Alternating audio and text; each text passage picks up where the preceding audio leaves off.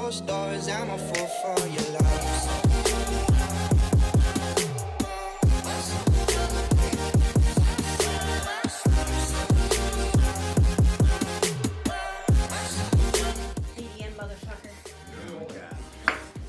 And ladies and gentlemen, welcome to the Executive Geek Roundtable. We're having quite a lovely conversation about Natalie Portman and not eating penises. Yes. We talk about the real facts. Yeah, I mean, so if the kids are watching the show, sorry. First of all, if the kids are watching the show, you already know what this is.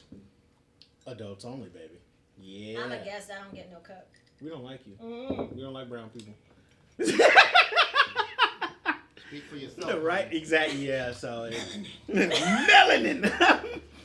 But ladies and gentlemen, we have a lovely episode this week. We're going to be talking about basically what makes a good actor and what makes a good movie, you know, and our own little thoughts and opinions and movies that we liked and why we thought they were good and why we thought the actors are good in them or just good actors in general, just because we never talk enough about people that we like a lot. We just really bitch and moan on people. So we said we're going to flip that shit this week.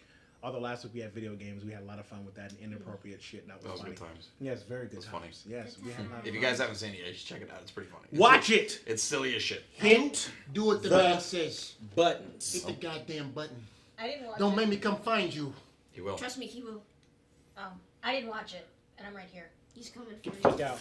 You don't got a goddamn cup. To be continued. I like how you flail. Why is your shit like a bowl with a handle on it? Because I'm a bowl with a handle on it. This has come from the guy that You- takes this up and he drinks it like soup. Fuck all y'all! Yeah, then you're drinking your shit with a spoon, okay? Really? You're the one that needs a bowl. I'm not saying that's Really? the point. We should give him a That's dog not the bowl. point. You get your pinky up. Damn. Get your pinky up when you do that shit. All right, do one of these. There you Boom. go. Oh, you like have to hold the Bend pinky, it you know what I way mean? back. Get that pinky up. Get it There, way you out spoon it there. out We're your having hand. this moment. He Don't needs a worry little about it. handkerchief tucked in right here. Yeah, Oh, there you go. Jesus. Nigga, you ain't said nothing but a motherfucking word. If you go, Get that pinky up. Pinky, Like that right there? Pinky, Give pinky. both. Oh, I'm sorry. Oh, wait, here, I gotta do this one. There we Why do go. you look like Benson right now? And now, ladies and gentlemen, it's time for top news of the day. All right, chums up. Ready, guys? Let's do this. Leroy Jenkins. Really, nigga? Give us a moment like to Benson recover. over I here. hate you all. Okay, so You don't because hate it's a Benson. tradition, we have to start this off with another news from Florida Man. Man, So- what incarnation has he done this time? Gator Nation. Well, it's more like what in condiment has he done this time? Christ. So, Ooh, I'm The gonna news- guess ketchup. yeah, so I'm the news guessing story mayo. reads, Florida man arrested over the weekend for allegedly covering his sleeping girlfriend in ketchup because she thought she was having an affair. I guessed it. So, I guessed ketchup. Damn, you're Yeah. like right on with that. no, check out Bill's face. This was my face when I read this, because I was like, Was she asleep when it happened? yes. So the story basically is he thought that his girlfriend was cheating, so he wanted to scare her, whatever the fuck he was trying to do. So he used pounds and pounds of ketchup. How do you do? Like, you fill it in a bucket or? Okay, so let's get this. I mean, I'm just. No, it Here's says. the thing. Yeah, So yeah, if get the you're context first. squirting it, I'm So gonna feel yeah, it's his not name is waking Peter. up. No, check this out. His name is Peter Wagman. Okay. Boy, That's Okay, that's a Peter pretty Wagner. name that's as a well. very Okay. white name. Peter Wagner. Poured tomato sauce and ketchup on his 41-year-old girlfriend. Mind you, he's 37, so she's older than him. You know, should the couple know had been better. having arguments over infidelity, and according to the arresting officer, Wagman just said, "Hey, I've been going through this for 11 years, and I was sick of it." So she woke up to ketchup being poured over her by the defendant while he was standing over her. So, Okay. That'll teach her. So let's unpack. So this. there's a logic here. There's a logic here. Okay, so Please explain it to me, because I Yeah. cannot find it. lutein is an Okay, antioxidant that's found in tomatoes. So he Yes. was Okay. doing his girlfriend a favor by dressing her That up like a man Betty can't Crocker even meatloaf. spell antioxidant. Or poutine. I will put money on I will put money on both of those I facts. consider it an act of love making when my boyfriend decides to cover me up like a Betty Crocker meatloaf. Fair, I consider fair. that an act of love. Now wait a minute. She should be the one covering up him because tomatoes also contain lycopene, which helps men protect themselves from prostate. Exactly. What have you done? I mean, Bill, take this one. There's a logic. I just have one question for Okay. the class. Y'all answered that question with too many words and too many quickness right there. It's like, oh, I'm talking about how my man put me in ketchup. And you're like, no, let me give him the scientific fact of exactly how the fuck this works for both me and my man. I mean, like, I feel insulted. No, Too verbose. Why ketchup? Too many syllables. People do mustard because it has turmeric. well, and honestly, ketchup is the white man's sriracha. So we're gonna just sit there and be like, was a white man's sriracha. I'm more of like a Frank's hot They sauce. was all about that shit for a minute. I like ranch. I did. I can't do it no more. If I Wrong had to make that state? shit by hand, I cannot eat ranch dressing no more. the wrong state. If we were in Ohio, it would have been ranch. Okay, That's yeah, facts. yeah, yeah. So we're in Florida, where like fries are a big thing, and do you it know, now. Barbecue actually, sauce. like I like some barbecue sauce. It's not that part of the South though. Okay, yeah, so Yeah. where in Florida are we talking about? It was called. Does It's it called really? Piana Parker. Let me see. Central Park, Central. Florida. No, wait. It's Central Florida. It's called Florida. Piana's Florida. Park. Penis Park. I was about to say that sounded a little phallic to me. So was it one of these like? twin. No, wait. Was it one of? Okay, check it because there's these places in Florida where only child molesters are allowed to live, and they live in like this whole like little union of things. Pianist, What? Florida. So It's a- yeah, Penis Park, Florida. Oh, A yeah. gated community for child Oh, yeah. molesters in Florida. Pretty much. Awesome. There's a union?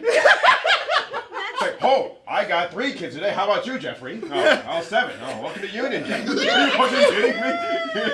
It's a thing. Like you're allowed if you're a child molester and you want to live amongst others with very little resistance from the How neighborhood. do you know There's this? these trailer park things. It was on Hulu, and I got really stoned and started watching it. That's the only way to do it. I'm just being real. That's the only way to do it. That's what I do. Next story. So. Now hold up, goddammit. There's more than one pack The here. fact that Oh, you're okay. drinking Okay. out of this mug that's it's not even coffee. This is happening. Yeah, that's a story. We've got more important things to talk about. Don't get distracted. I'd Yes. rather cover someone in mustard. Ma, I need an adult. I am an adult. because that has What was the turmeric and motive? that helps with inflammation. Alright. Is this You normal? were trying to scare her? What was How? Is she allergic to yeah. tomatoes? Why did he do it again? Was he trying to give her high blood pressure? No, he because all thought, the he thought salt? that she was cheating, so his punishment was, I'm going to cover you in ketchup. But why? Why ketchup? But see, I this can is the see thing. hot sauce. That'd be uncomfortable. Because Get there's a your eyes. menstruation joke here. Okay. Oh, menstruation. I don't- Apparently, ketchup causes your period. Well, what So- color are periods? You know, What okay. color- Stop! No, we ain't doing that. No. That's legitimate. The yeah. last time you made a menstruation joke on here, we went on talking about all kind of weird octopus squirting and shit. We ain't doing that again. I remember that. They Yeah, squirt I out of remember fear, that. though. Who's they? So anyways, Oh, wait. Maybe we should continue on to the next topic. our next Men are story. threatened by the squirting, I guess. Apparently. No, we're not. Okay, we can cause the squirting, but not of that type. Moving on to the next story. So. So wait, are we not gonna find out what the repercussions of covering your girlfriend in ketchup The is? hell we not. She's no, gonna dump your ass. No, we gonna let that shit just live. No, let's get together. It's Florida. Shut up. So, All right, our maybe next definitely story. There's some underlying pedophilic thing true. going on. You come It to has me, to I be. forgive you for doing this to me. Right? Can you imagine that conversation? We're just I screaming in the I mean, middle do of you the night. truly love a person? And that, in Can fact, you really say you love them until you've coated them in a condom and We've really Maybe popped the he lid off wanted this to put cookie there was jar. some preservation there. I'm gonna cover you in preservative. why do I as a feel pig. like I love this you, wasn't baby. even the first Come time? here. I have that feeling. She's Come just here, gonna come go. here. She's gonna go. She's gonna go. I'm gonna lick you clean, girl. Wait, and She's was this in gonna their look home? at him. Was this in their home though? I mean, what did I don't know, do in their but own she's gonna home? You look gonna at be him my and French say- fry tonight, baby. She's like, again, Jerry? Again? Again, ever not this week. Yeah. Yep. They had a Honestly, surplus I'd at rather be covered in Costco. ketchup than I bought ranch. too much. Can we No, move I on am to the next story? because I have a dairy allergy, I mean, we so can that would try. actually cause a serious case of anaphylaxis. Please for me. leave your thoughts and your own weird case. Good night, everybody. If you did ranch, you could do ranch You have a on ranch the guy, friend and then right there'd here, be the Yeah. ketchup fan. You know. If you do ranch on the guy and ketchup on the girl, it's like a secret sauce. Oh, Yes. God. If it goes. Yes. I ain't making a It Big makes Mac sense. with nobody. Next question. Topic. Come to yourself, man. Just keep cooking your shit with a spoon, you'll be fine. Well, I just want to say this. He's gonna choke on the spoon. Fuck you. It's the- I love Oh, your tongue's everybody blue! on this show. so cute. It's lovely how I can just open up a door and it becomes a floodgate. Yeah, man. Yeah. I don't know how we got. The dam broke. And this is just the first You story. started a story that says Florida man. And it's my first time on this show. Slather's girlfriend in ketchup. I feel like I've made a contribution. You've made every bit of a contribution that like everyone else here has made, which is like Welcome. okay by our book. Yeah. Yeah. I popped my cherry. Yep. Next story. The ketchup cherry. The ketchup So- cherry, which was this color. All Actually. those. It wasn't really Shut up! Would it- so would it be like you lost your experience? Hostile work environment. God damn it, I hate you all. You ain't gotta hit nobody real. Yeah. This isn't that kind We of are show. Filipino. That's how we talk. And then Julian died. And No, it's a Filipino thing to hit people with spoons. yeah, And it's a kind thing. of what we do. I know that You know, you walk in the house, you got the Corporal big punishment. ass. I got a Either got hit Filipino by a heart. spoon or a rubber slipper. Yeah, we got the I big ass can wooden identify with spoons. the Yeah. Sabato. Yeah. So yeah, that's Yeah, what we do. I still like when I hear thong slippers like across a concrete It's floor. like, It, Yeah. Go on your Have you seen thing, that video on the you pop internet out with the with Sabato. the horrible demonic killer that kills people with beat him to death with a spoon? Oh yeah, I The saw video's that on- one, that fake trailer. Yeah.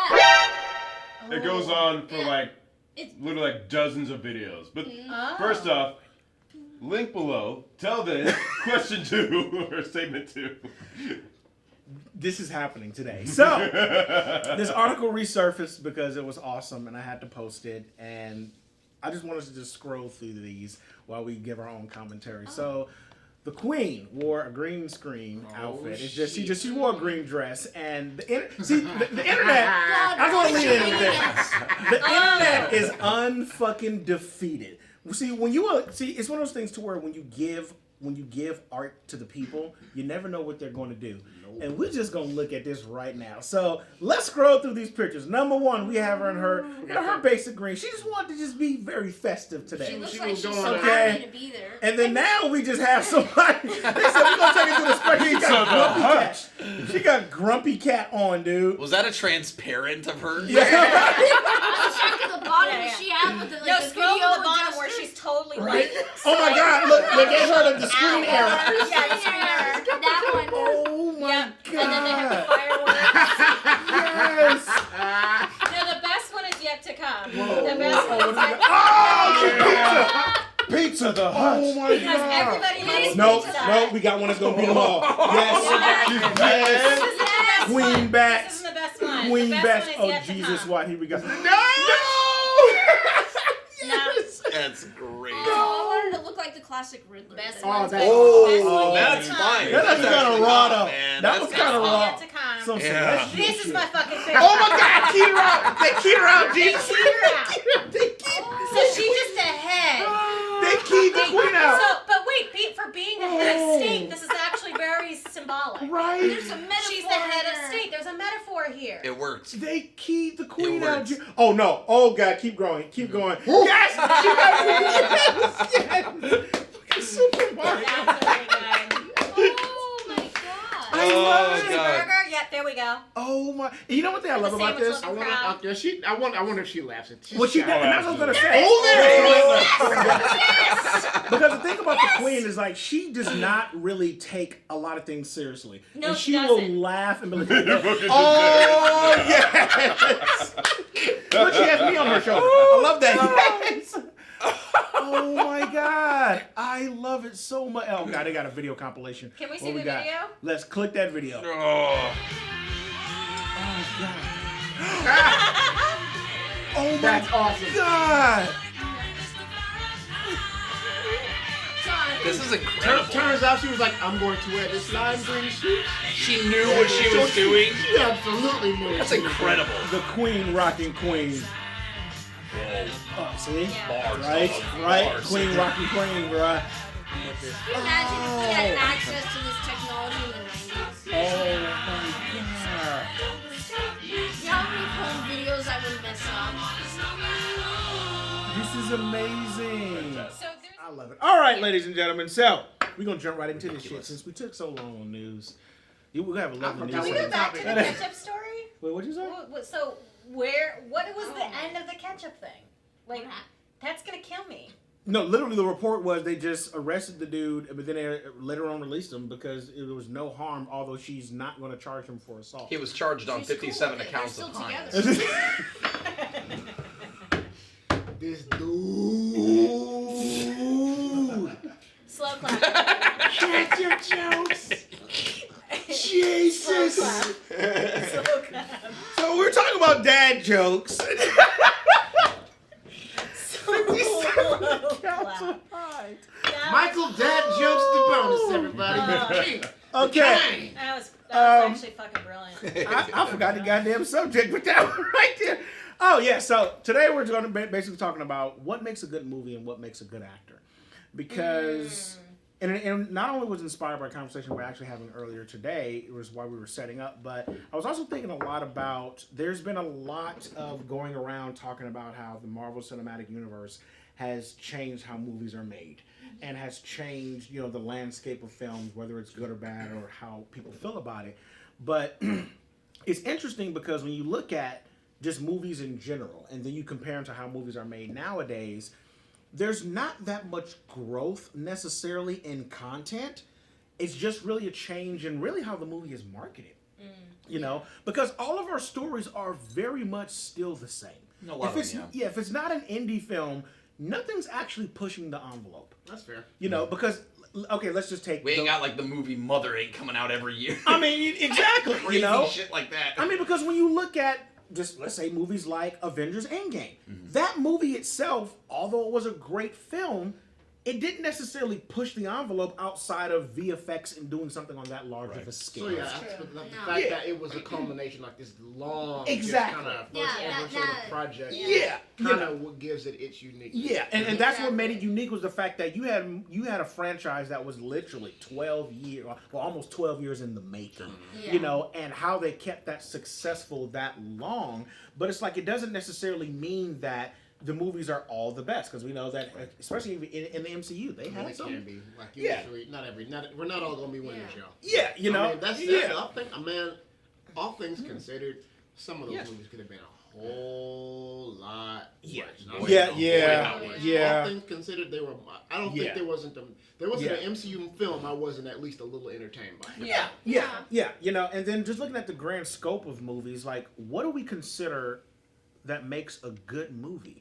And then also to me, I kind of spin that question, what makes a timeless film?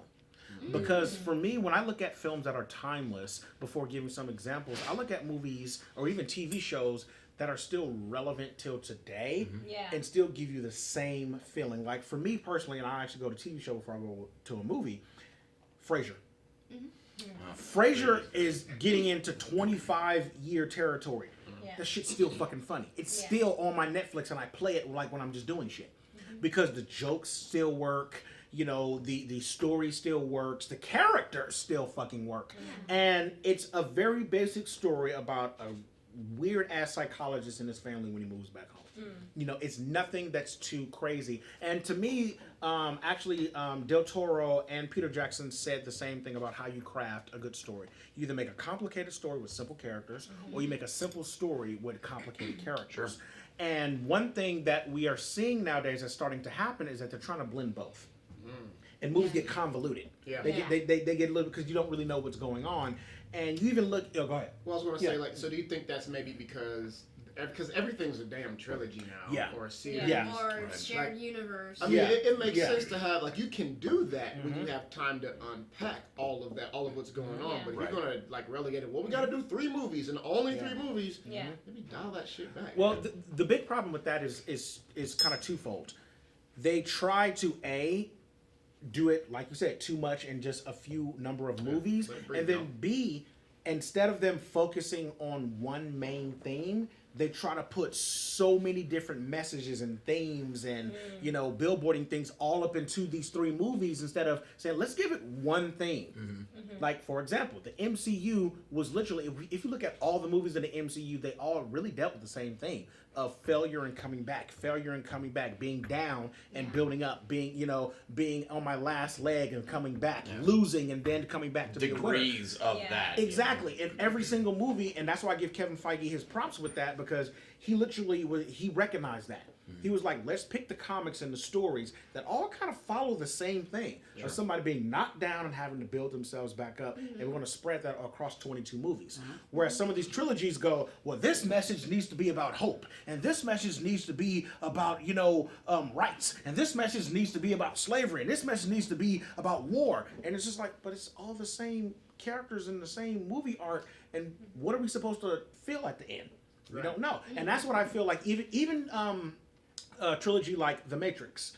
I'm glad you brought that, because that was going to be like my big example. Because when you look at The Matrix, they kind of lost their way once they got, half. I say, you like this? Here's all of the shit that we had. Yeah. Kind of like, did an about face and changed direction. And it was like it's not an anime. Now, if they would have made it into like an anime series, it would make sense. Or just a series. Yeah. Going off of that, though, the Animatrix, though. Animatrix. I wanted more of that. In a lot of ways, I thought that was actually a stronger representation of the Matrix universe than the three movies. I agree. Easily. So, like outside of the first movie. Exactly.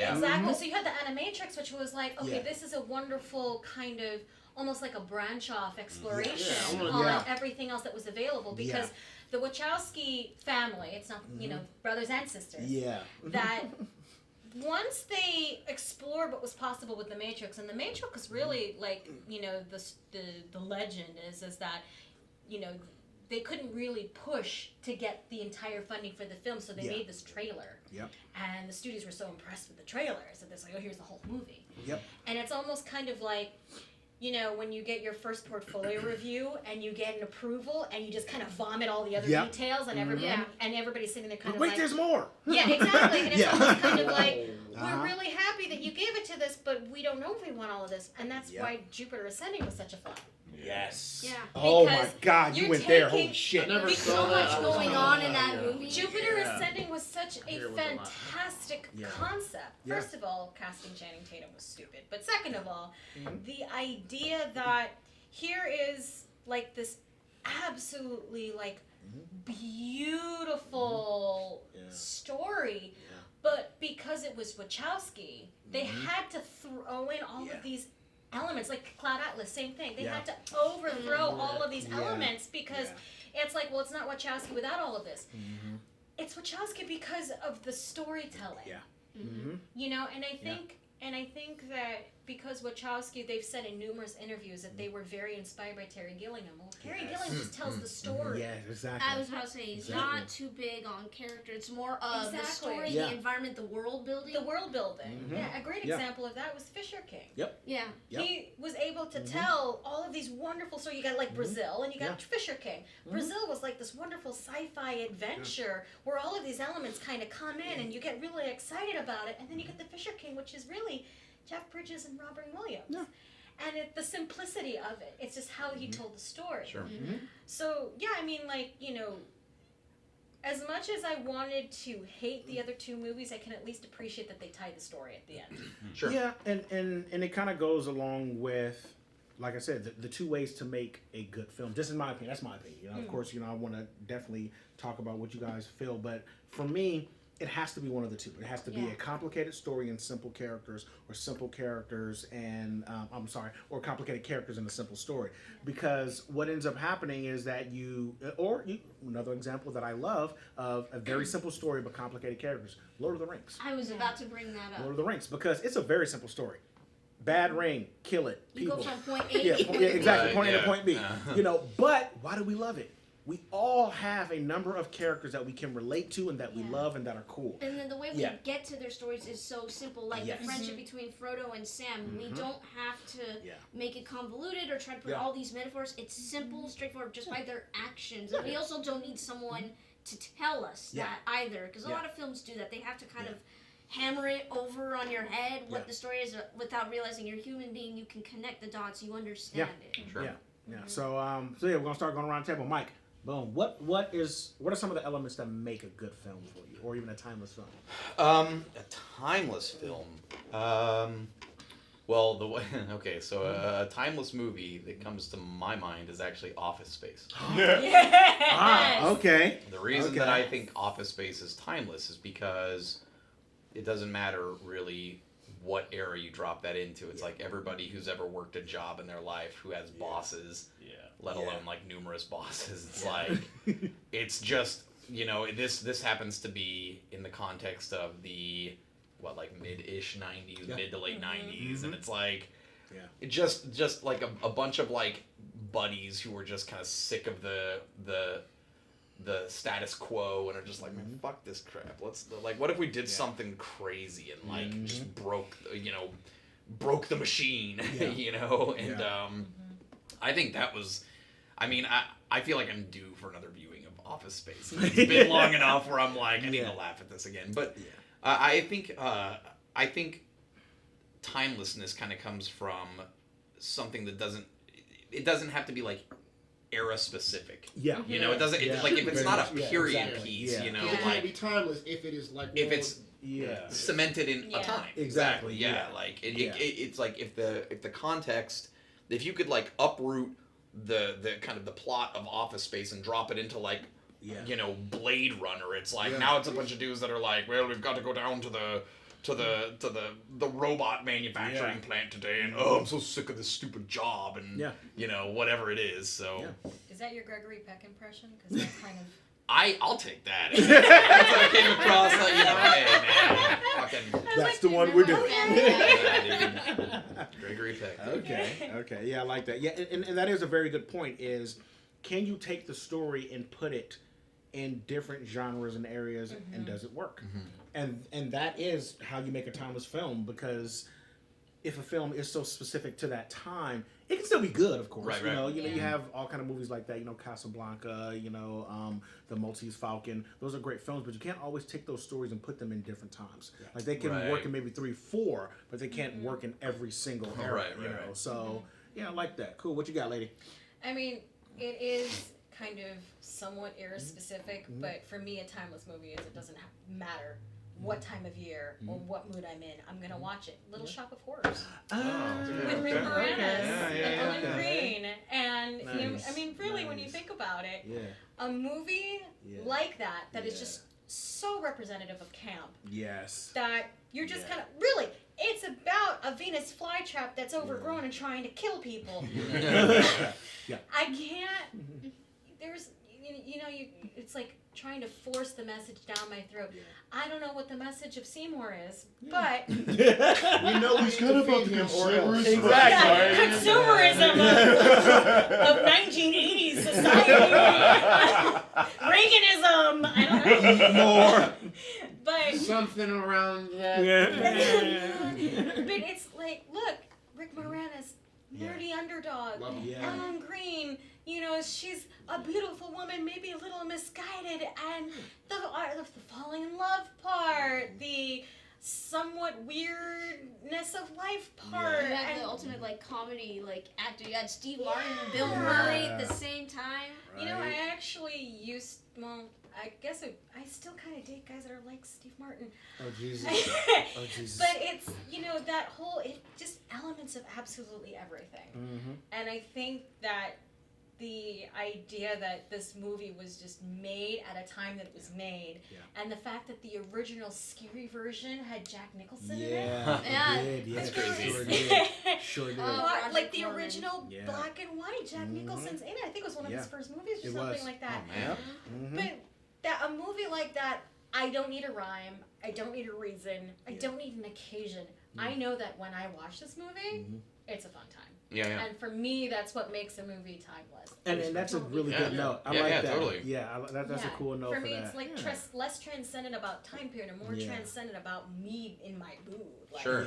I like that. I can't watch a movie and have a bad day. I may not want to mow the lawn after, but killing the plants. I may not want to go to a nursery after, but Things so scary. That's weird.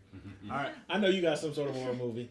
My movie and like what makes a film timeless is if I can take something out of it every time I watch it, and the fact that it calls to me on a number of occasions. And actually, my film is Ed Wood.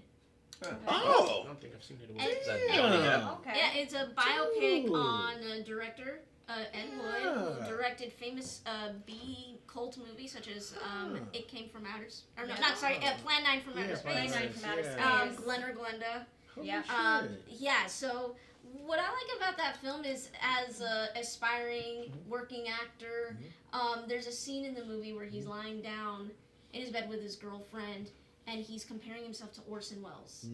He's like, oh, Orson Welles was only 20 when he made Kane, and here I am, like, I'm in, like, my 30s or whatever, and then he turns to her and he says, honey, what if I just don't got it? And I think we all feel like that at some point in our lives. That's real. You know, we feel the hand of time, the pressure of it on us. We're getting older, and then we may not be where we want to in life, whether it's voice work, motion capture, creature performance, anything. And we wonder, what if I just don't got it? What if I'm not good enough? And so every time I watch the movie, that scene comes, it really hits me here. But the fact too that I keep coming back to that movie, I take something away. Sometimes I just watch it because I want to have a good time because it's funny.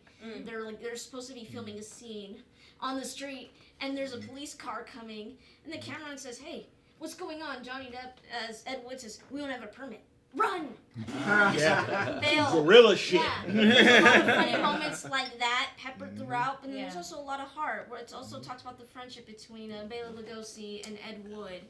Because it takes place just as Bela Lugosi was probably like knocking on death's door. Yeah. He was addicted. He died right after Plan 9 from Outer Space. Yeah, in fact, the Plan 9, it was dedicated to Bela Lugosi. And also, the former Martin Landau did a phenomenal performance in that movie. So I could take something away, whether it's, oh my god, he did such a brilliant job as Bela Lugosi, or they recreated the shot from the original Plan 9 so well, or again, as an artist, like, because it's also about the story of an aspiring director, and he wants to be the next Orson Welles. He wants to write, produce, direct, and star in his own film, and whether or not he fails or wins, you don't know, but whatever happens, it's on his terms. And again, that's a message that I take away sometimes, and others, it's just this interesting biopic. So that's what I think makes a movie timeless, is what you can take away from it each viewing. Sure. Well said. Okay, so I think my pick, for the same reasons I consider it timeless, I also consider it just a really good and entertaining movie. It's a simple story, like you're talking, with complex characters. Friday. Oh! I knew it. I was waiting. He gonna say my movie. I was waiting for it. I was like, I feel like he's gonna say Friday. Yeah. I'm the kid. Oh, man. Got it. Eating up all the food. Every time I come in the kitchen, you in the kitchen. In the goddamn refrigerator. Eating up all the food. Okay, so real talk. So, Oh, my God. I almost know more white people who can quote this movie with me word for word than black people. But it's for but these people who have never lived, have never been to South Central. Yeah, right. Shit, True. I haven't been to that part of South Central. But you feel the world, like the world building is so lived in. Yeah. It's like everything. Because look who the movie is. I mean, like they literally, it's every it's just so perfect. Yeah. It, of course, is over the top and goofy, but is it really? No, because like if you grew up in the hood, you're like, that's some real shit that happened. Exactly. I knew an Ezel. Like, I knew a fucking Ezel. But like, if it's not an Ezel, it's like, it's a Kyle or whoever in the trailer park. You know, every single character. You know a real life. Like, I know that dude and that dude and that girl. I've dealt with all of these people. Yep. And it's just, you can watch it 1,001 times, and it is just as funny and relatable as the first. Yeah. Speaking through the second one and third one, not quite so much. They had moments. Yeah. They had moments. Good moments. They had their moments. First one, Was it good? And had its moments. that first one. The first one's just, I agree. Like, I actually, I was talking about that with somebody the other day. I was just like, man, Friday's kind of timeless, dude. Like, that's like, it alone. They could have never made sequels, and Friday is just so perfect. It's self-contained. It's Oh, I love that movie. It's like it's kind of like I mean, it was in that era like Boys in the Hood and all that stuff, but it gives you like a similar kind of look of like that kind of like the slice of life of like what goes on in those neighborhoods.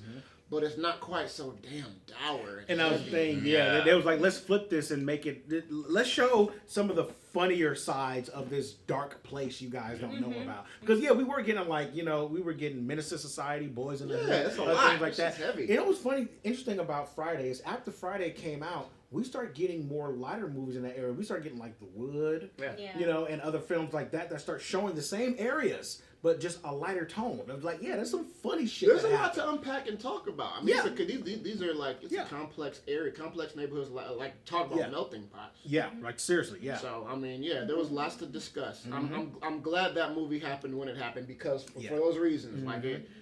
I mean, it really allowed kind of like black culture and as far as movies go to kind of really stretch their legs a little bit. Exactly. Yeah, what makes that movie also timeless for me is it's transcendent. I grew up on the East Coast. Yeah. And in college, I lived in this area in Boston called Roxbury. Which really, the only times that it's really ever been filmed is with movies like Gone Baby Gone, where you're showing like the grittier parts and everything. But I'm like, that was my hood. So I lived off of Dudley, and people who were from Boston, white people would be like, roll up your windows, we're in Roxbury. Which actually happened when I was in a car with friends of mine. My friend's like, wait, you live in Roxbury? And like all the windows just went up and the doors locked.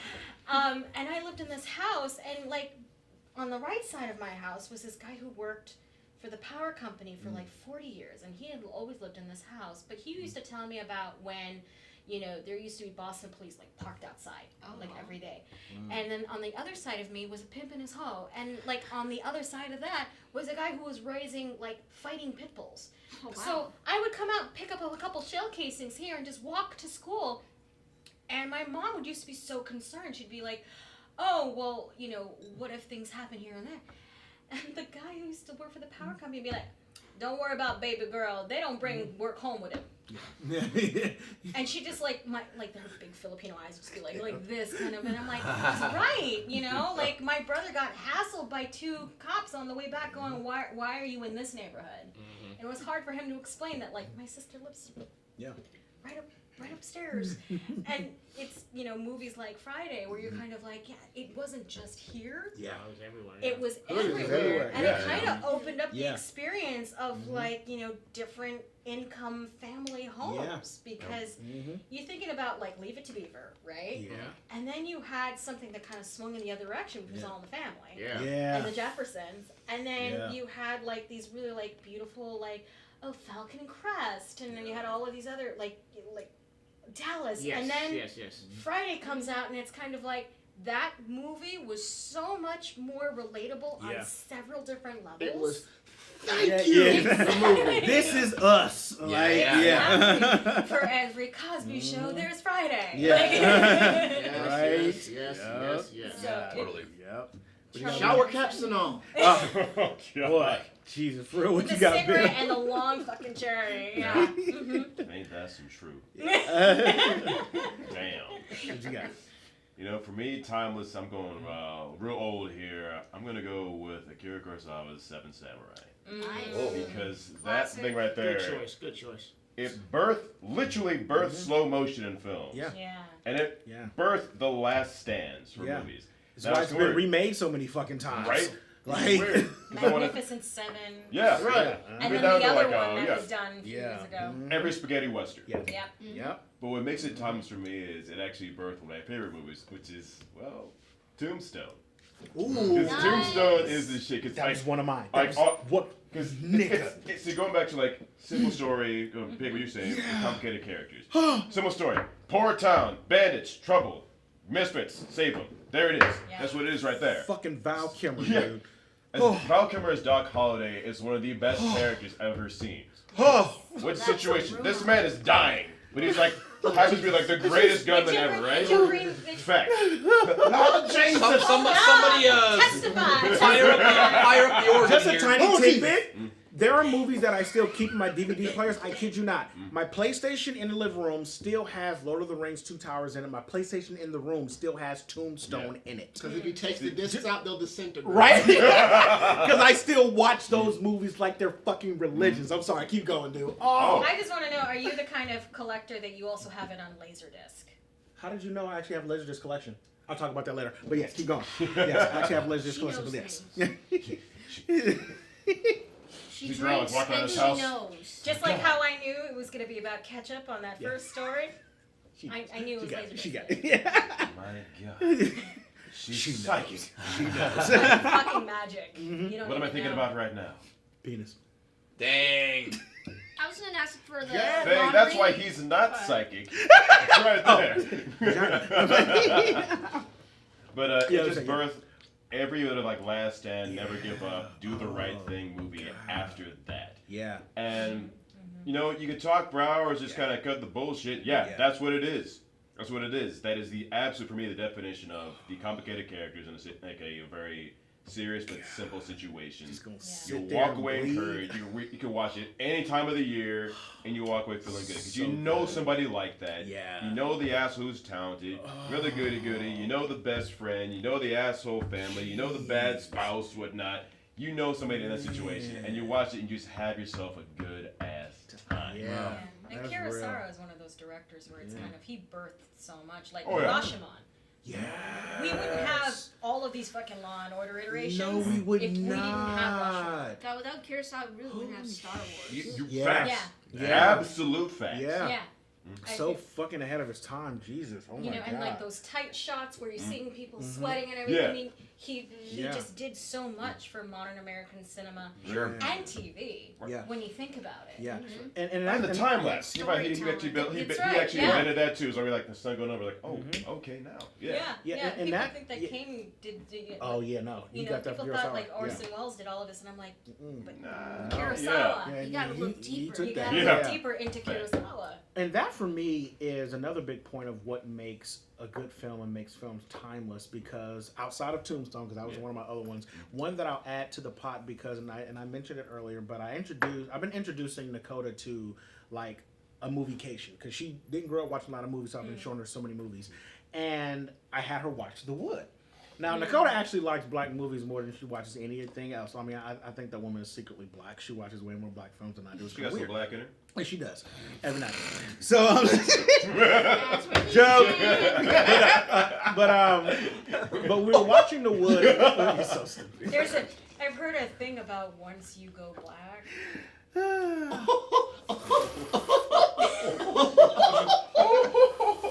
I'm just gonna drink this, but no. You just need to be like sipping your. You're stupid, no. But one thing I love about the movie The Wood is that we've all seen so many different films about coming of age and growing up, and TV shows about that. What I loved about The Wood is that they didn't try to tell a movie about dudes from the ghetto growing up. They just made a good movie about three boys going through puberty and becoming men.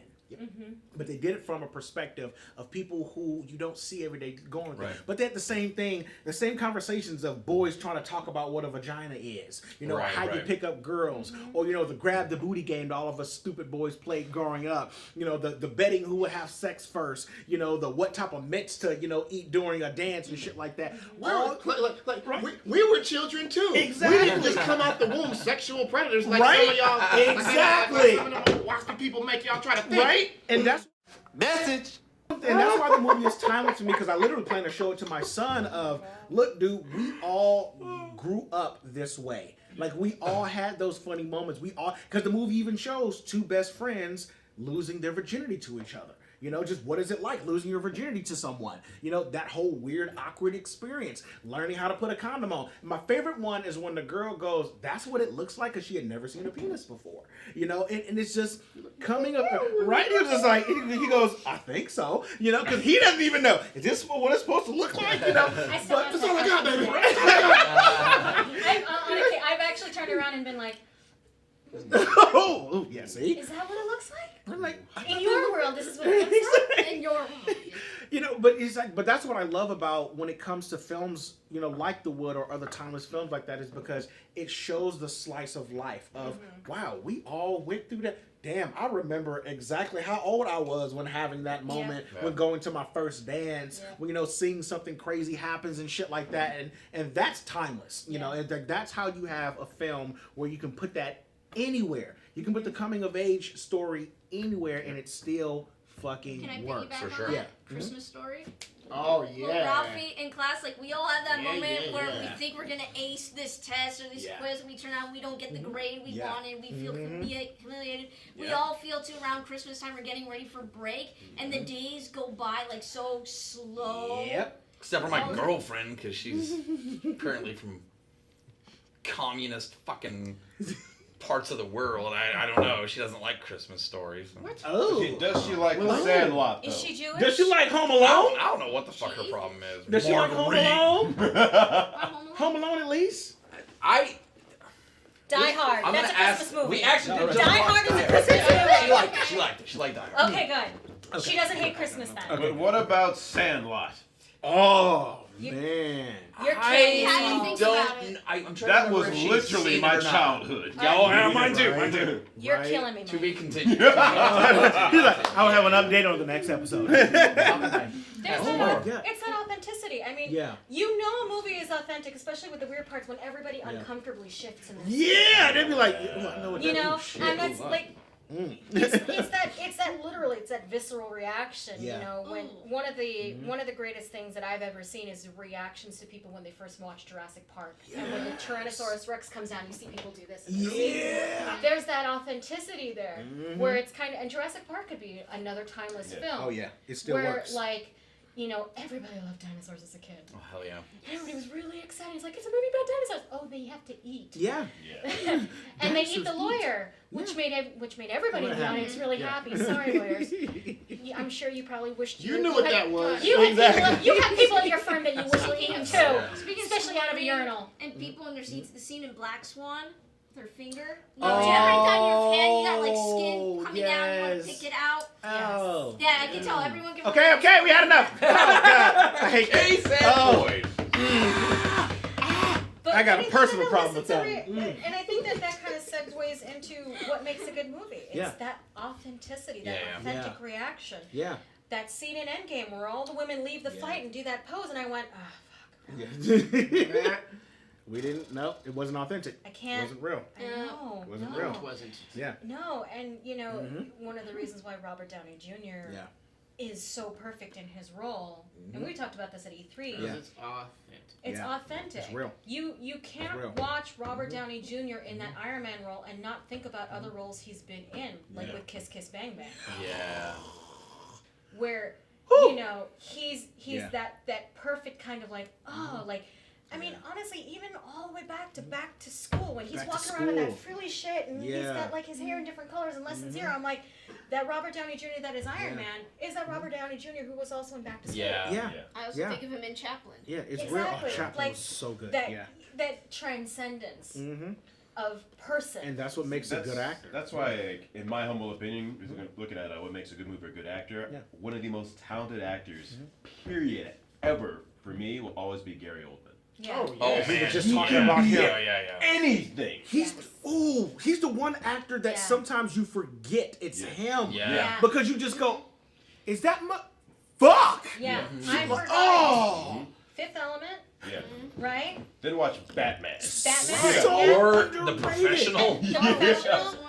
Tinker Tailor Soldier Spy. Yes! Oh, yes! No one ever talks about that movie! Was it Silence of the Lambs that he was in as well? Oh, yes. He was in Silence of the Lambs, too. The makeup on him. Hannibal. It was Hannibal. It was Hannibal. Yeah, it's a sequel, Hannibal. Where he was Mason George. Yeah. Yes. And it's, you know, and that's kind of what makes him, first of all, he deserves all recognition that he gets. And I know that he's been controversial as of late, and blah, blah, blah, blah, blah.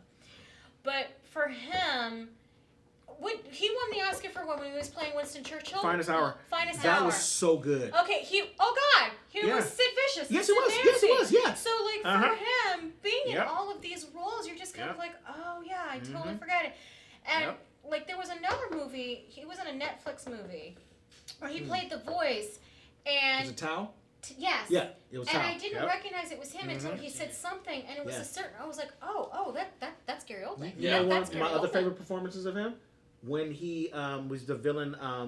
In what's the name? I think it's Shang or whatever in Kung Fu Panda 2. Yes. That's him. Oh, holy crap! Yeah. That is him. Yeah. He said, "Thank you so much. Now you can all leave my house." And I'm like, "That's fucking Exactly. kid. He's so good." Exactly. Like people ask me, like, okay, Bill, comes to like acting, like what really inspires you? It's like if I could just somehow get half of between what like Gary Oldman has done in his life, Right. or like Michael Richardson, just somewhere there. These guys are amazing. Yeah. Just Oh, and seriously. I'm also looking over here. He was also in Call of Duty. Like, Yes. The range Yeah. that this guy It's is absurd. in. Yeah. It is absurd. The range. All right, let's keep scrolling. Let's see what else. I voiced the character in Spyro. Yeah. You're welcome, Gary Oldman. Look, for the Medal free of Honor. advertising. Yes. Mm-hmm. Fuck, he was in Greg the Bunny? Yes, he was. Damn. he Whoa. was. Holy hell! Not forget Forgot about Dracula. Yeah, Dracula. Because you know one thing I love about Gary Oldman, because I've watched a number of interviews with him. Oh my god, I forgot he was Dr. Smith in Lost in Hold on. Yeah. Oh yeah, he was. Yeah. What about That's Dracula? right. Yes. That's Okay, what I That was the saw. first movie I ever saw Yeah. him in. I was like, He, as Dracula, I think is a role that no one else at that time, and I'm going to say even by today's standards, no. could be as flexible. No. Because, Not at and all. that's the thing is Not at that, all. Mm-hmm. you know, I think one of the reasons why he's in all of these movies, it's like his utilization. Right. He's Yeah. there. What can he not And let do? me just credit him too, because Dracula made me respect him madly for the Yeah. prosthetics and the makeup. Those were not easy to wear, and I always say a lot of actors are major divas when it comes to prosthetics and live cast. Look at Jim Carrey with The Grinch. He was a living nightmare to work with. Whereas Gary Oldman, I love actors like him who just thrust themselves, that want to do that, they want to participate in the makeup, and that they do the makeup artist proud by really showing off the work and using that to emphasize the character. Well, one thing he said in the interview, and they were just like, well, why do you play all these different characters and different roles? He was just like, I just like to work. Because it doesn't matter if I'm the main character or even just a utility character. And that's actually where I start using the word utility actor. Because he's one of the few actors that can be a lead or utility actor, and it's just as fucking good. And you go, whoa. Holy shit. This guy's Holy like shit. silly putty. Immortal Beloved, he was Beethoven too. That's another one that I'm like, ah! Yeah, and you almost forget that it's him for a second because he literally puts himself into both the script and the character so much. You're like, fuck, that was Gary. The only movie that I was just kind of meh. The only movie that I was like meh when he was in Air Force One. I think he pushed that role a It's little been a too while bad. since I've Hey, seen you win that. some, you lose. Oh, okay. So funny story about Air Force One. All right. Uh. So in the Philippines, like our family and everything, we would send. It's called balikbayan. We Yeah, would send like yeah. this big old box, and you send it back to your family. And it's a lot of it is like clothes, videotapes, whatever. So we went to visit when I was 15. And we were the only, my grandma's house, my nanai's house was the only house that had like a TV and a VCR. And we brought Air Force One. Oh, Lord. And about 3 days after that, my little cousins were all talking about the president. They didn't think Clinton. They thought Harrison Ford. Oh, That's awesome. And they're like, your president has great family values. And we're all like, Well, Maybe at the time it was okay. in a way. Well, everyone's in the family. Sure. Oh my God. Yeah, so, but I mean, it's something like that where, you know, it's one thing to turn around and just be like, yeah, you can do A, B, or C, D, and E. You get people actually believing he's, you know, like, in that setup and in that role and in that, you know, you Gary forget owns it. that he's in that role. I forget every fucking... Another thing too about a good actor is an actor who really does, and I know this, you really think, hey, actor, you need to convince someone, but an actor like Tom Hanks, I buy every word that comes out of his mouth. I can believe him no matter what role he takes, even though I've seen him in so many films. I love Tom Hanks. Well, He's another extremely versatile actor. I love that guy. Yeah, I mean, it was one of those things to where I got into a debate with someone online, and she was just like, well, I don't like these certain actors because I can always see that it's them, and Yeah. they don't suck me into it. I'm like, well, for me, that's not always what's needed. Yeah. I just need to believe what's coming out of their mouth. Right. Tom Hanks does that. Yeah, and because she did this, she was like, well, I don't really like Will Smith because I always can see this Will Smith and he's just goofy to me.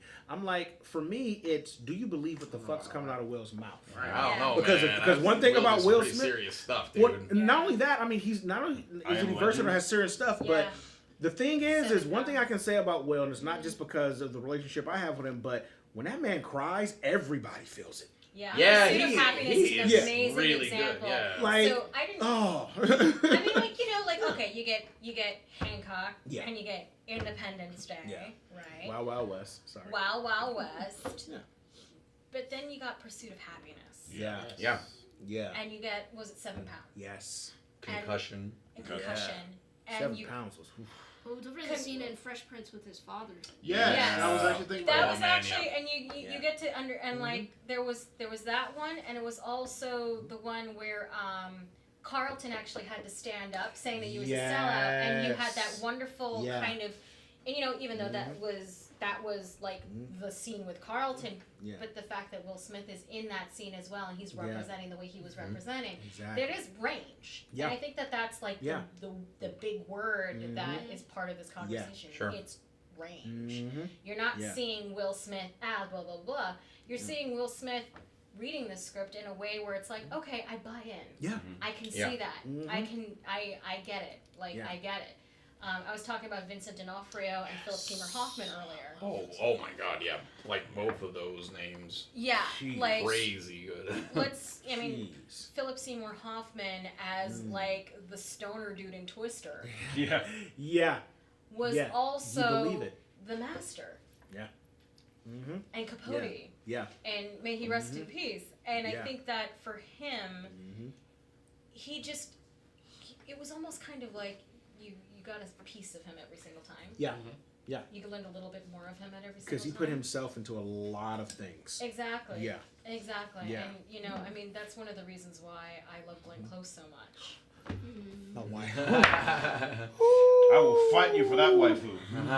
You won't win. You won't win. I'll cheat every moment.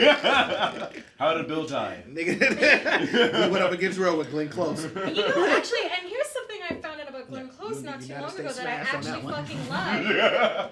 And Jella, he went whole United States. I came unprepared. In every film role she does, she keeps her costumes. Yes. As a writer. Yeah.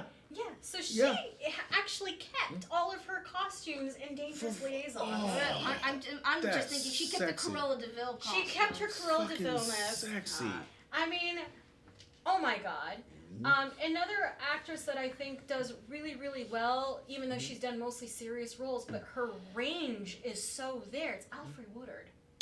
Yes, very, very much so. The thing I love about Alfie is whenever you see her, you automatically believe anything that she does. And you feel her feel. You feel it. You don't have to think about it. The way she feels it. Yeah, you don't have to think about it. It's just there. She hasn't been in as many movies as the rest of these other actors and actresses were.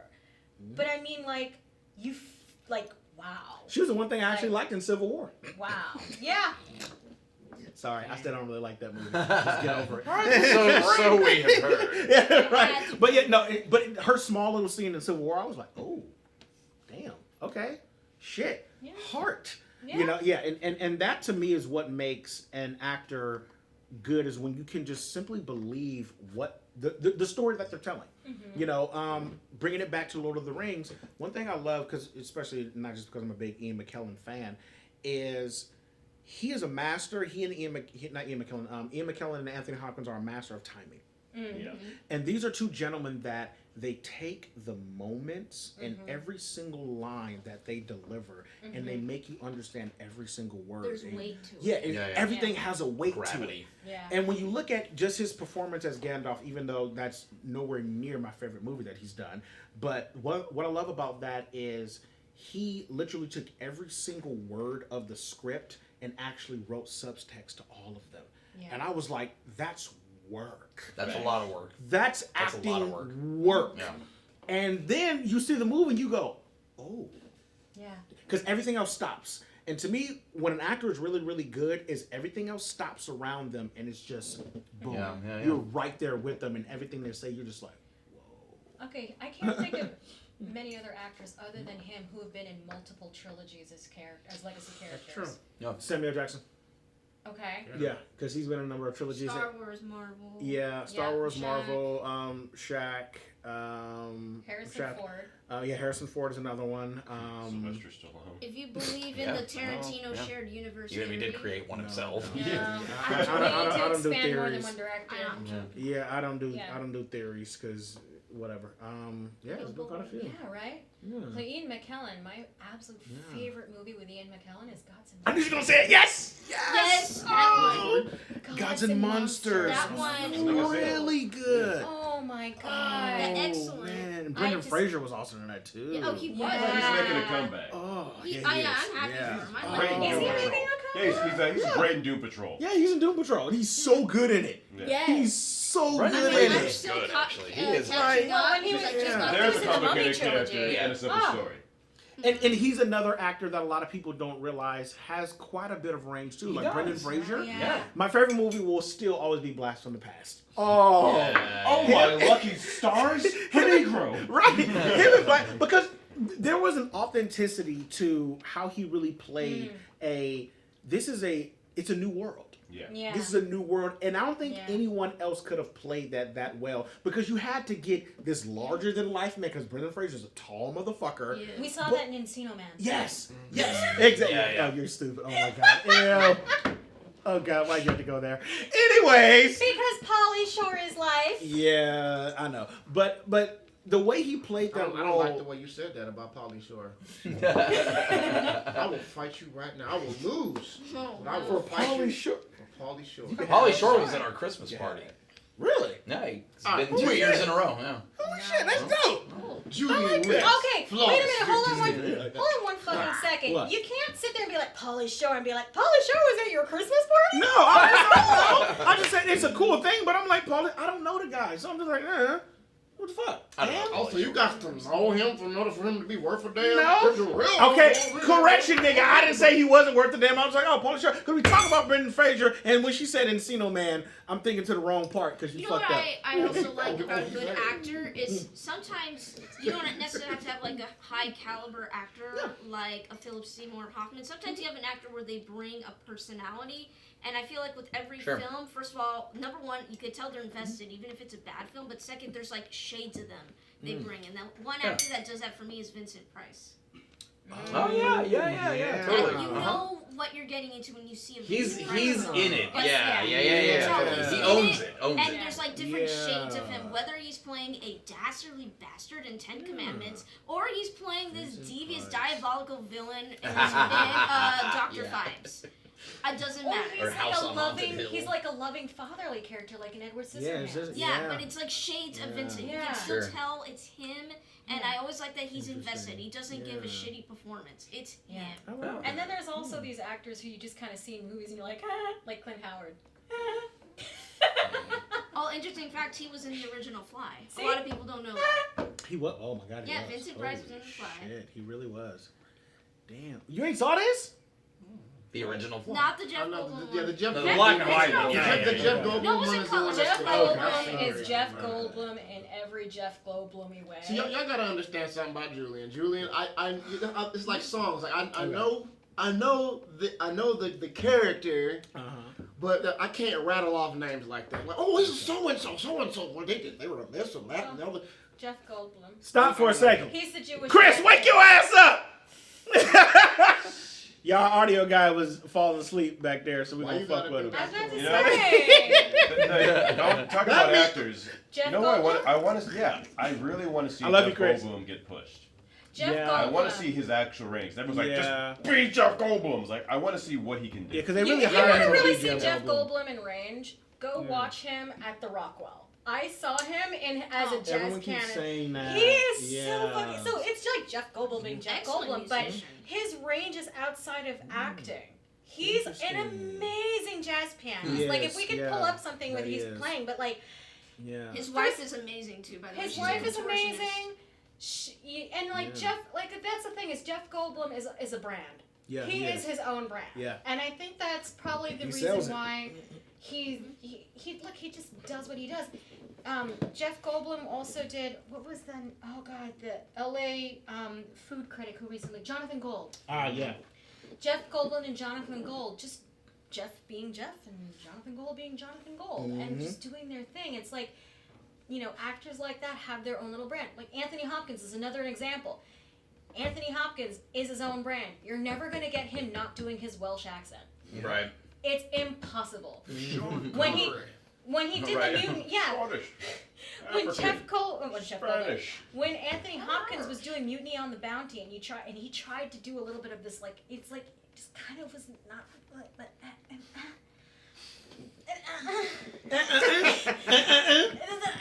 it's like this is the effort and okay, but like even Anthony Hopkins as Odin, still with the Welsh accent. It was still Anthony Hopkins. It's still Anthony Hopkins. But I love him. But Anthony Hopkins being me. Anthony Hopkins as his brand, wholly acceptable because that is in a way his range. Yeah. He is gonna do whatever you want. What was the movie? The Brian Right. Cox is always the best Odin. Spoiler. Yeah.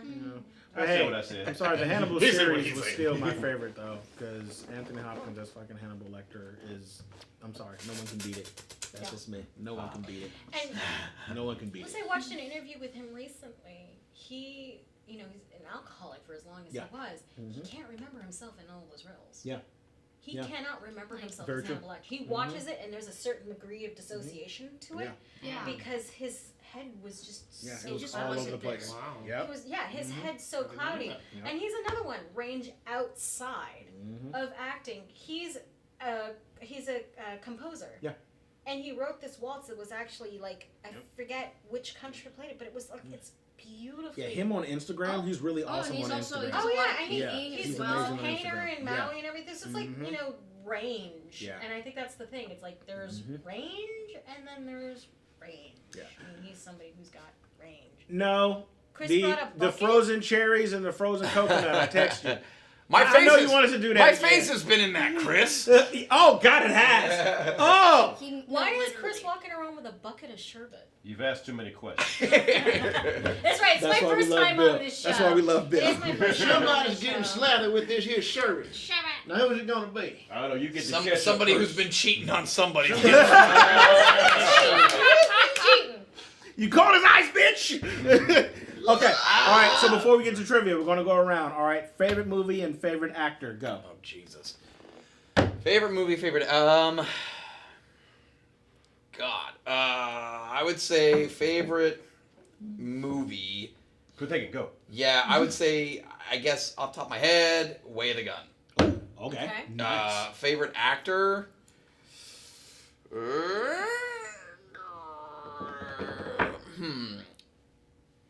Johnny Depp. Okay. Sweet. Yeah. Favorite movie? Working Girl Oh. with Melanie Griffith. I haven't seen that in a minute, dude. And it's a movie that I love kind of referring back to often. Mm-hmm. And, given recent events and everything else, The Contender. Nice. What you got? Favorite actor and actress? Are you giving me just chunky nuts? Oh God! No! Don't touch him! Give me your shit. Ah, Go with your favorite actor. Come on. violent. Jesus. Favorite actor. Uh-huh. You don't have to be nice to the guy. She family. We ain't nice to family. Yeah, we ain't nice to them fits. Come on, girl. It's taking too long. I can't because there's so many. Then pick two and shut up. Fine. Because we're gonna talk about authenticity in movies. Okay.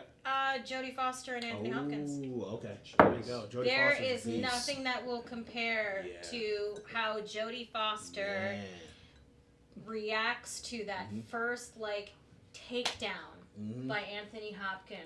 Yeah. They were both afraid of each other. Cheap, you are with your perfume and your cheap shoes. And it's like you see it's something about how, and Sandra Oh does this extremely well, where it's the face acting. Yeah. Where you see the thought process and the takedown, and Anthony Hopkins' face acting too. Yeah. Where you see that all kind of going on at the same time. Yes. And I like it. What you got? Okay, favorite movie is Pan's Labyrinth. I knew it. Yeah. Oh, good call. I knew good that. fucking call. I knew that one. Good fucking call. Oh boy, and you say actor, see, I don't have a favorite actor. I have them all lumped together. Just name one or Favorite two, Jesus. ensemble. Favorite ensemble. Alive or Dead? Girl, if you don't How put you goddamn don't name. ask this question, ask us to be specific, and then get mad when we trying to be specific. But Because I'm an asshole. So give one live, one dead. How about that? One live, one dead. Okay, dead, Cary Grant. Okay. Oh, good one. Okay. Alive, Me? Cary Grant? no. He did. Right. He did. I like how you said it I'll too. say you, he did. He did. He did. Okay, but alive? Ooh. Can I give two?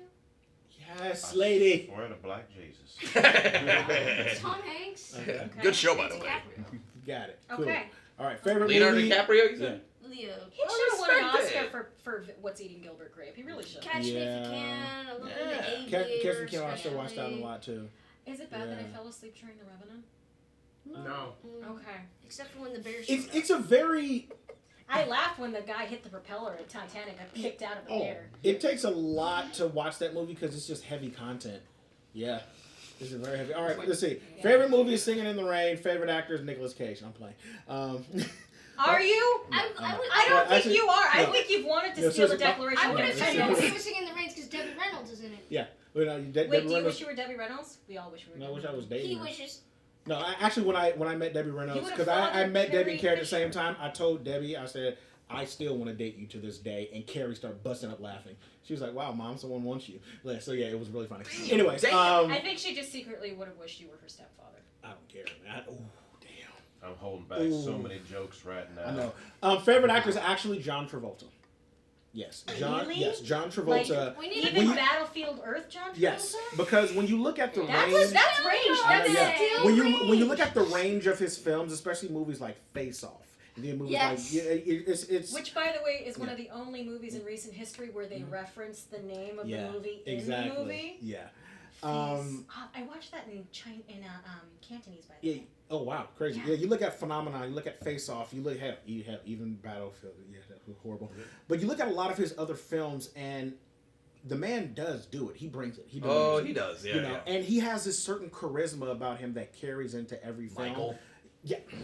Yes. That you just can't Yeah, deny. that's true. And it doesn't matter what movie I'm watching him in, good or bad, I enjoy it, right? It's like I enjoy it because John just brings it. I agree. Yeah. You I agree. know, so yeah, John Travolta. Social Huh? silly stuff aside. No, he was in Grease. There it is. There Yeah, it is. Grease. there it And is. you know, Michael was a Fiction. great ensemble cast too, because he had William Hurt, he had Andy McDowell, he had Oliver Platt, Yeah. and Yeah. oh God, oh no, her head, she's in my Oh, head no. right now. Mercedes Benz. Rule, Oh wow. Whoa. because they yeah. were doing the chain dance. Yeah. Holy And- shit. I know my shit. I know you do. Holy fuck. What the fuck they're I talking know. about? So, I like favorite movie, favorite actor. See, this is a hard one for me. Alive or Dead? No. I don't normally do favorites. I I got like the different hookup. things for different. No, hell no. That's the thing. Mine are all lumped together. I couldn't So, choose. all right. So, just Julian's a simple man.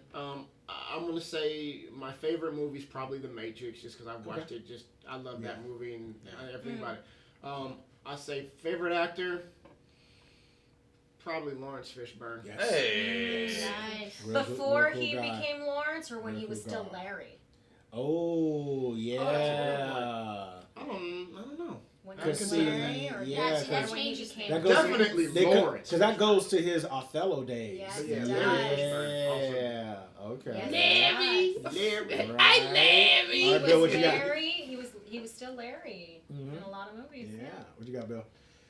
Favorite movie of all time is John Carpenter's The Thing. Okay. The most intense shit Yes. ever. I And watched with it the again. best ending. Yeah. Thomas best Jane fucking is a ending. beast, dude. One of the Oh best my remakes God. ever. Yeah. Yeah. It's absurd. It was fucking absurd. Even down to like the last scene, like your heart just. Yeah.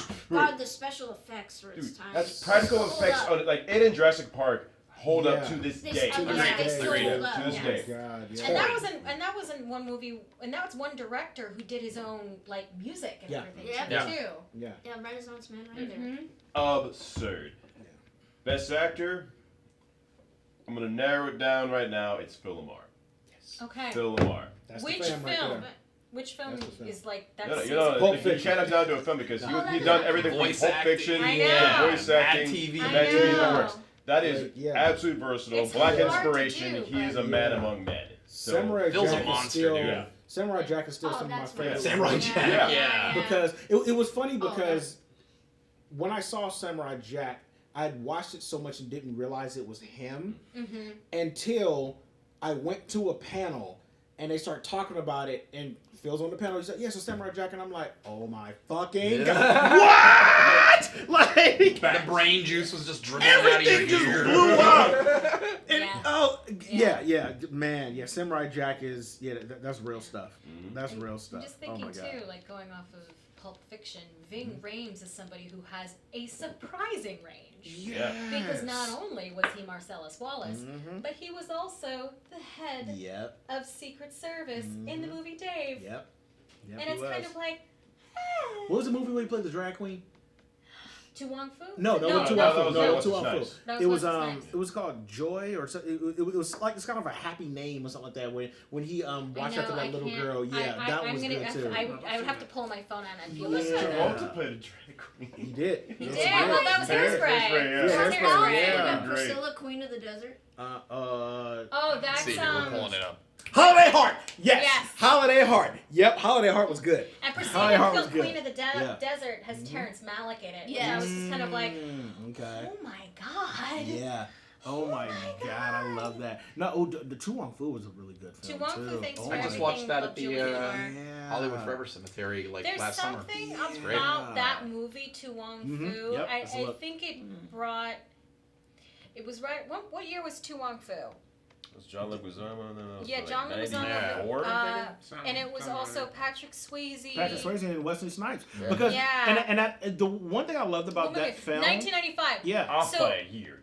Because this is when Wesley was still at like his peak. Yeah. And he did something like this, and everyone was like, yeah. Did he do Blade right before or after this movie? When did Wesley Snipes do Blade? He did after. Yeah, Blade was after this. Yeah, Blade was after this. So, think of it was also going on in 95 but you have to look at like Passenger 57 and all those other films that came before this. U.S. Marshals. Yeah. Yeah. I'm also thinking like the time that part of the era with Tu Wong Fu was that there was a lot there was a lot of really a lot of transformation in culture and what we think about sexuality as well. I mean, when you think about it, like 1995, we're right in the middle of the Red Ribbon campaign. We're right in the middle of race riots, South Central.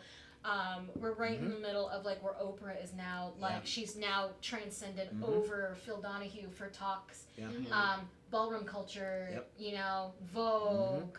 All of these other things that were happening at the same time, and then you had these three powerhouse actors who were coming together. And the 90s had some of the most, I don't want to say experimental, but you had the best range of films. Because just look at the range of films. You had Independence Day and things like Terminator. But then you had Tu Wong Fu. But then you also had things like Edward Scissorhands. You had Jurassic Park. You had Congo. Mortal Kombat. You had Mortal Kombat. I mean, you had so many different, you had Ghost. You had so many different type of movies of all kind of, the range was spread. What was the Oscar winning, what was Best Picture of 1995? Don't know. I don't know. We have the internet for this. We have the internet. It has to do with when it came out and its like cultural. Well, you also had there we go. I just said Forrest Gump as it came up. At the same time, so you had Tu Wong Fu and Forrest Gump. So we're talking about like drag queens and like people. Nixon was also made in the 90s. Yeah. I mean.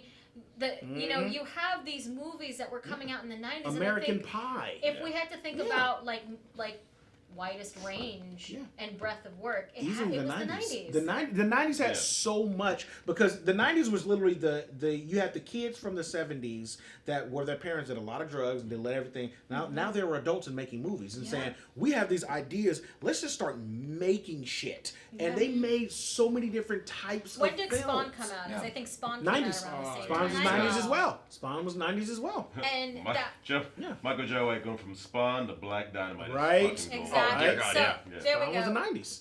Spawn movie. That was also a really good one. Yeah, Spawn was in the 90s. All right, ladies and gentlemen. After we talked about a good range of shit, now we're getting ready to fuck people up. Y'all know what time for? It's full mouth trivia, bitches! That sounds uninspired. What are we doing? I gotta pee. I've had to pee since 15 minutes into the show. Like, I have to pee. Yeah, I've been here for a while, man. Hold on. Damn, we got shit. You didn't tell me I had to put shit in my mouth. I did. No, you didn't. Yes, I did. No, you didn't. Oh, it was something different, It's though. fruit. It's not shit. Okay, never mind. So, the way we play full mouth trivia is hot, because we got somebody... It was 2 weeks ago, we had to put shit in our mouth. Yeah, you missed that I must episode. have missed that episode. So the way full mouth is an trivia improvement, goes is I will explain the rules for our newbie here. I will ask a series of multiple choice questions. And if you get the answer right, you do not have to put food in your mouth. If you get the answer wrong, you have to put food in your mouth. But the thing is, you cannot chew or swallow. It has to stay in your mouth to the end of the game. Are you guys ready? Wait. We're putting frozen food in hopes that we aren't going to choke on it? Well, you should have good practice not choking. Oh, fuck off. I'm legit concerned that we're going to be putting frozen cherries into our mouths and expecting how to, like, open them. Well, luckily you have a certified nurse on set. Who, you? I'm Filipino. What other job do you think I'm Filipino, too. That's why the nurse in me is going, don't do that. Well, because if you fail, you just die. Hindi, okay? don't do that. If you die, Oh, it's yeah, okay. see? Gonna break a shit. Let go, say it. What part if I gotta pee in y'all kid? I'm about to cut everybody on this goddamn set. Oh, y'all about to die. Hurry up. There's an empty Gatorade. Wait. There's give him the empty Gatorade bottle. He should be over here. Please don't sing. We'll sing. That way he can pee in there. Question number one. It is not enough. Let's keep this moving. Question number one. Give him the Gatorade bottle. So, shut up. You're fucking up my shit. I'm trying to go because Julian gonna kill me over here. Off a bandage, Okay, so Comic Sans is based on what comic book writer's former comic book print that he hated? Was it A, Jim Lee, B, Bill Finger, C, Dave Gibbons, or D, Stan Lee? See. What's Comic Sans? I have to pee The too. ugly ass font. Pick one. Oh, what's the... Bring me the names. Jesus! I don't need... Jim Lee, Bill Finger, Dave Gibbons, or Stan Lee. Would you shut up and listen? He's giving you the question that you asked. Right? A, Jim Lee, B, Bill Finger, C, Dave Gibbons, or D, Stan Lee. The finger guy, B. All right, good. C. Okay. See, Gibbons. Okay, everyone got Gibbons correct. Put food in your mouth. Go. Boom. What do I put in my mouth? Either a cherry. Here, no, put a coconut. Boom, put it in there and shut Gibbons up. was what beer? Huh? C. C. Oh, Yeah. I said C. This doesn't Yes. taste good. Put it in your mouth. It ain't supposed to taste good. Oh, All my right, question sweet number 2. summer child. In the Marvel universe, multiverse, what Earth do we live on? Is it Earth 616? Is it Earth 1218? Is it Earth 9999999? Or is it Earth 2121? C. Good. C. 616. 616 easy. Everyone's wrong. We actually live on Earth 1218 because we don't have any Oh, superior fuck, that's power right. people. The actual Yeah. universe. That's what I said. Do we live on? Yeah. My teeth are very sensitive. Okay, then don't get shit wrong. All right, so here we go. Question number 3. Where is Metropolis and Gotham City actually located in the real world? Is it A, Kansas and New York? Is it B, Milwaukee and Chicago? Is it C, Virginia and New York? Or is it D, Delaware and New Jersey? C. Milwaukee and Chicago. D. Milwaukee and Chicago? It's actually D. Everybody put food in your mouth. It's actually Delaware and New Jersey. I said D. Yes. Yeah. Or you said B? Oh, put D. food in your mouth. Yeah, y'all got D. How does this refer I to? said D. Where the fuck in New Jersey does it refer to? Gotham. You never been to actual Gotham, New Jersey? I thought, that's what Yeah, they actually have you're a talking Gotham, about New actual Jersey. places. Yes, I thought you and were that's why I being said it where it metaphorical. actually exists. Yeah.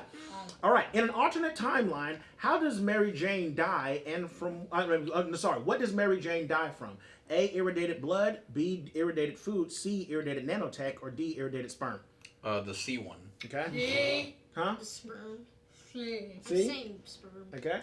Yeah, sure. See, whatever. It's sperm. Okay, you two got it. It was sperm. Yes, she actually died from irritated sperm from having sex. No, it was D. Yeah. It was that's D. why I, Yeah, like, yeah, killed from having her. sex with Peter Parker's. Yeah. Gross. You can take the fucking things off that. Why you got Called it? a You take the stem. I'm Oh, punishing myself to make you feel bad. You know, I ain't gonna work for me. I had you put 5 more in there, motherfucker. I didn't. All right. What is okay? Who is now called the most powerful woman in the Marvel universe? Is it A. Captain Marvel, B. Storm, C. Squirrel Girl, or D. She-Hulk? See. Wait, in the Marvel... In the Marvel universe. Comics or movies? Just the Marvel universe. Right now, fine, it's Captain Marvel. It's Squirrel Girl. It's Squirrel Girl. You're the only one that's wrong. She's actually the only one to beat Thanos and beat Galactus. I have to pee. Yes, It's the only I know. time I've Put ever food in taken your this mouth, show. girl. Go. Shit. Let's go. Number 6. I'm like in a Yeah, call me all you right want. now. Like I said, Marvel Universe. I didn't say cinematic, and you just started asking for specifics. asked Stop asking for specifics.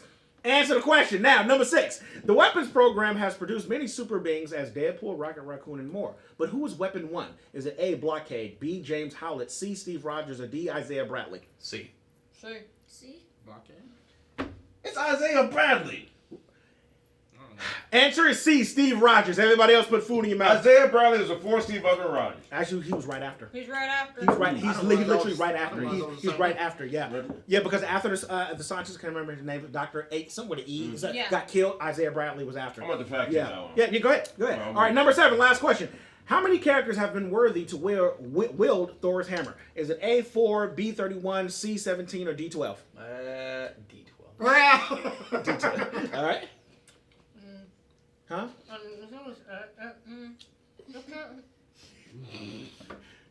I swear to Black Jesus. Say something. I'm about to art Kelly right now. Okay. 12. I'm gonna go with D12. Got to, right? You have to. Okay, that's wrong. That's B31. You have had 31 different people hold the hammer. And thank you guys very much for playing 4-Mark Trivia. All these motherfuckers wrong. They gotta go pizza. They probably gonna have to run. Thank you to Fonco, to Binary, to Black Magic, to Robyn, to to Mike, to Sam, to Robyn again, to Julian, who got a pee out of his stomach, and to Bill, to everyone who's helped us out. We love y'all. You ain't gotta go home, but you gotta get the hell out of here. Peace. Go pee. Run. Water dripping. Run,